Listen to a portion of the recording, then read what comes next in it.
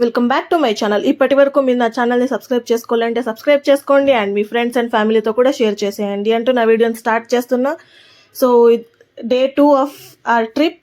ధర్మస్థలకైతే వెళ్ళాలని మార్నింగ్ లేసి రెడీ అయ్యి బ్రేక్ఫాస్ట్ చేయడానికైతే హోటల్కి వచ్చేసాము. ఇక్కడ లైట్గా బ్రేక్ఫాస్ట్ చేసి తర్వాత ఏది ట్రాన్స్పోర్ట్ అవైలబుల్ లేకుండా పబ్లిక్ ట్రాన్స్పోర్ట్ యూస్ చేసుకుంటూ ఏదో కష్టపడి అలాగా లాస్ట్లోగా ప్లేస్ దొరికింది, కూర్చొని అక్కడే కొంచెం ఫన్ చేసుకుంటూ ధర్మస్థలకైతే రీచ్ అయిపోయాము. కానీ బై దట్ టైం 10:30 అయితే అయిపోయిందా. ఇంకా జనాలు అక్కడ ఎక్కువ ఉండేది చూసి స్పెషల్ దర్శన్ వెళ్దాం అనేసి 200 రూపీస్ టికెట్ దర్శనానికి అయితే వెళ్ళాము. అక్కడ తెలిసింది ఏంటంటే చాలా క్రౌడ్ ఉంది కాబట్టి 3 to 4 hours అవుతుంది దర్శనానికి అని చెప్పారు. That after 3 PM. ఇప్పుడు ఇంకా 10:45 AM అయ్యింది. సో మాకు రిటర్న్ ట్రైన్ అయితే 8:30 PM ఉండింది ఫ్రమ్ సుబ్రహ్మణ్య రోడ్. మేము రూమ్ చెక్అవుట్ చేసి వెళ్ళాల్సి ఉండే కుక్కే సుబ్రహ్మణ్యకు పోయి.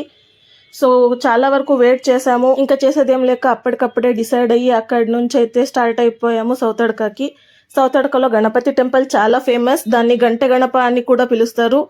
ఇక్కడ దర్శనం అయితే బాగా అయింది. ఇంకా అక్కడి నుంచి అయితే రిటర్న్ కుక్కే సుబ్రహ్మణ్యకు వెళ్దామని స్టార్ట్ అయిపోయాము. ఇంకా సుబ్రహ్మణ్య రీచ్ అయ్యేసరికి వ్యూ అయితే చాలా బాగుండింది, వర్షం కూడా ఆగిపోయిండా. సో కాసేపు అక్కడ అలానే వ్యూ ఎంజాయ్ చేసుకుంటూ మళ్ళీ అక్కడ ఫేమస్ అయిన ఒక డిష్ అంటే ఇది అటుకులు, కారం అటుకులు. కుక్కే సుబ్రహ్మణ్యలో చాలా ఫేమస్, మీరు వెళ్తే పక్కా ట్రై చేయండి.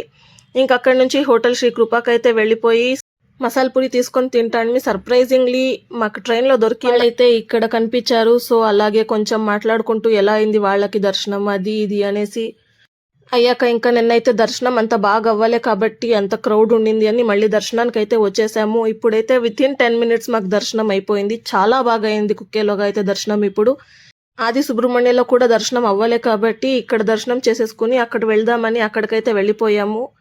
అక్కడ కూడా దర్శనం చాలా బాగా అయ్యింది అండ్ వెదర్ కూడా చాలా బాగుండింది.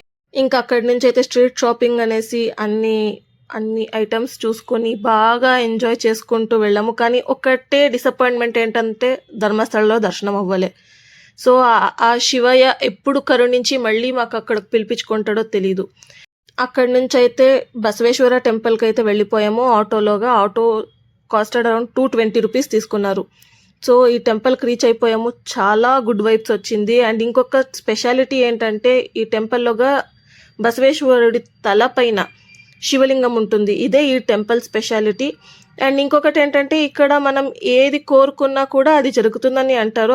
ఒక దీపం తీసుకొని ఒక మొక్కుకొని ప్రదక్షిణ వేసి అక్కడ ఉన్న ప్లేట్లోగా దీపాన్ని అయితే పెట్టాలి. ఇలా చేస్తే మనం కోరుకున్న కోరిక ఏమైనా ఉందో అది ఫలిస్తుంది అంటారు. మళ్ళీ అక్కడి నుంచి అయితే షాపింగ్కి వెళ్ళిపోయాము. అక్కడ కూడా బాగుండింది, చాలా వెరైటీస్ ఆఫ్ ఐడల్స్ ఉండింది.